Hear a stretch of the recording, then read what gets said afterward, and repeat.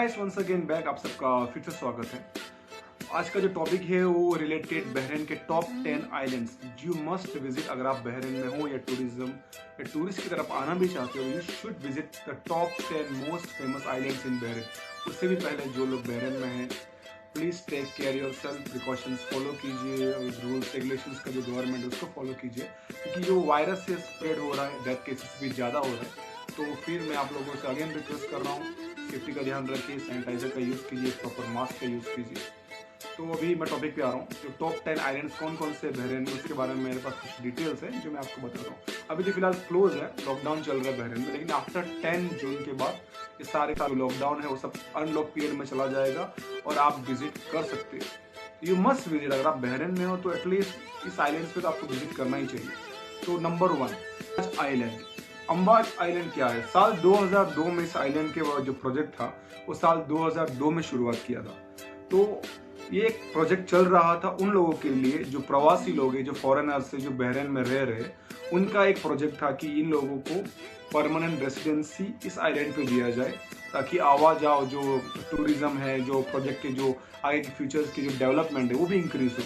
तो उसके लिए ये 2000 प्रोजेक्ट को इन्होंने पहले तो जिस प्रोजेक्ट को एक नज़रिया दिया था कि ये प्रोजेक्ट सक्सेस हो जाएगा तो आगे भी और भी आर्टिफिशियल जितने भी आइलैंड जो बहरीन में बने हुए, उसके बाद धीरे धीरे इन लोगों ने बनाया था। तो 2002 में जब प्रोजेक्ट को बाहर लाया गया तो रॉयल जो प्रोजेक्ट है वो oasis real estate development company ने 1.5 बिलियन यूएस डॉलर 2002 में एग्री किया था इस प्रोजेक्ट को कंप्लीट करने के लिए। और जो इसका पहला चरण था वो 2003 में कंप्लीट हो गया, बाद में 2004 में। ऑलमोस्ट 2016 तक ये प्रोजेक्ट बिल्कुल रेडी हो चुका था। यहाँ का जो इलेक्ट्रिसिटी, जो होटल्स थे, वो सब के सब यहाँ पर डेवलपमेंट होकर कंप्लीट हो चुका था। यहाँ पर जो मोस्टली है वो टूरिज्म, बीच है, आइलैंड है छोटा सा, जो स्पोर्टिंग पॉइंट्स है, स्पोर्ट्स एक्टिविटीज़ है। मोस्टली लोग यहाँ पर जो एंटरटेनमेंट पार्टीज होते हैं वो सब करने के लिए आते हैं। तो अम्बाज आइलैंड के कुछ फोटोज और दृश्य हैं, आप देख सकते हो। Number 2 Aldar island. Aldar island भी अल्दार आइलैंड बहरीन का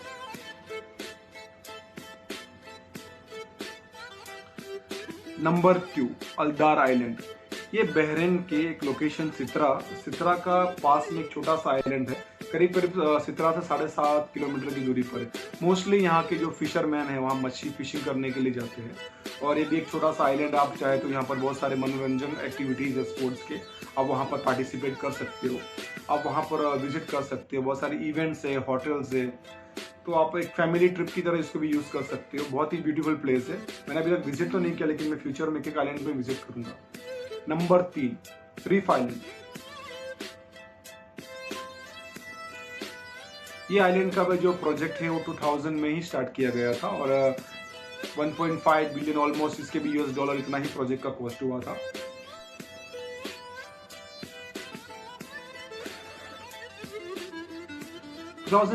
अगस्त में इसका प्रॉपर जो प्रोजेक्ट पास होने के बाद इसका जो मेन है वो 2004 में शुरू हुआ।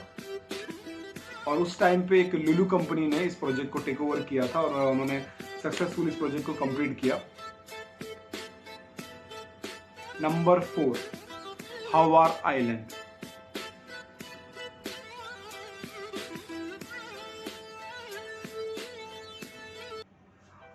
हवार आइलैंड का एक स्टोरी ये है कि यहाँ पर 19th सेंचुरी में ऑलरेडी जो बहरीनी जो पॉपुलेशन है उन्होंने ऑलरेडी यहाँ पर व्यवसाय शुरू किया था। यहाँ पर कुछ लोग बसे हुए थे, तो ये बहुत ही पुराना, सबसे पुराना आइलैंड है।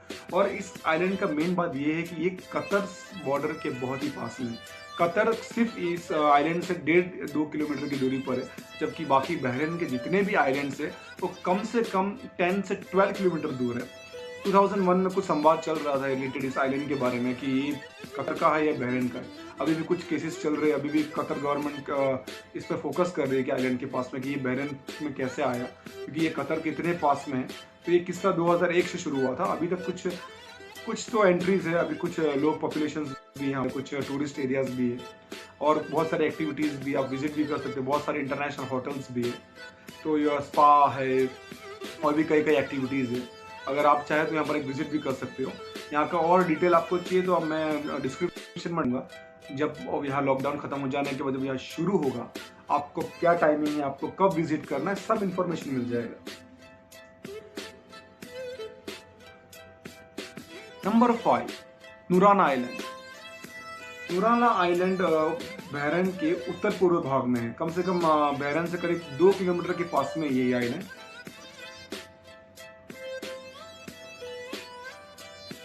ये आइलैंड जो है वो सबसे बड़े जो वीआईपी लोग हैं, जो रिचेस्ट पीपल है, उनके लिए बनाया गया था।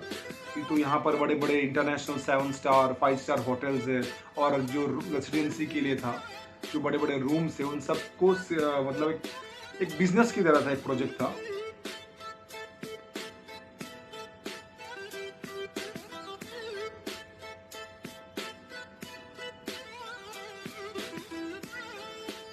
Number 5, Dilmun island.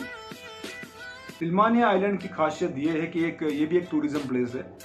अगर आप बहुत ही इसके बारे में और भी डिटेल्स है, क्योंकि यहाँ पर अलग अलग एक्टिविटीज़ भी यहाँ पर भी है। एज मैंने कहा, sports activities, beaches, beautiful hotels है, ब्यूटीफुल सनसाइन है, तो आप चाहे तो यहाँ पर भी विजिट कर सकते हो।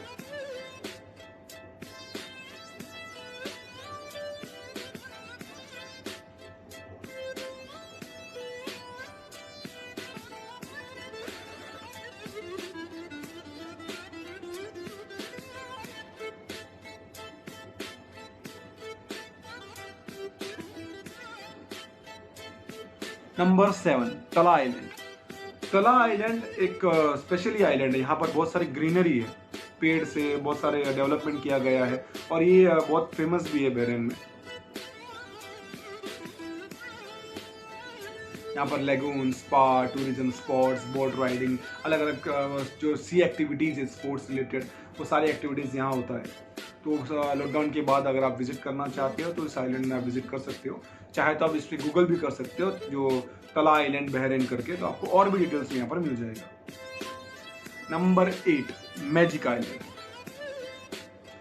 इस आइलैंड को सबसे ज़्यादा बहरीन के रोमांचक इंडोर एक्टिविटीज़, जो इनसाइड एक्टिविटीज़ है, जैसे कि स्पोर्ट्स क्लब से वगैरह है, और बाकी के जो रिलेटेड एक्टिविटीज़ है, उसके लिए बहुत ही फेमस है। यहाँ अलग अलग डेवलपमेंट प्रोजेक्ट्स कंप्लीट किया गया है। अगर आप चाहे तो बहुत सारे, अगर आप हंटिंग या कुछ बहुत ज़्यादा टूरिज़्म या कुछ ब्लॉगिंग करना चाहते हो, या फिर कुछ आप शायद यहाँ पर रह भी सकते हो। यहाँ पर अलग अलग फैसिलिटीज़ है, यहाँ के जो प्लान्स है, जो भी हो, आपको गूगल पे मिल जाएगा।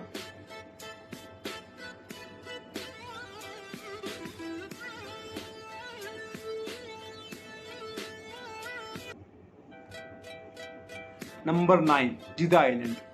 जिदा आइलैंड की खासियत ये है कि ना, बहुत सेंचुरीज, जो 19 सेंचुरीज थे, जो पहले का सेंचुरीज है, इस आइलैंड को एज जेल की तरह यूज़ किया जाता था। जो भी प्रिजनर्स थे, जो क्रिमिनल्स थे, जिन्हें पनिशमेंट करने के लिए इस आइलैंड पर रखा जाता है।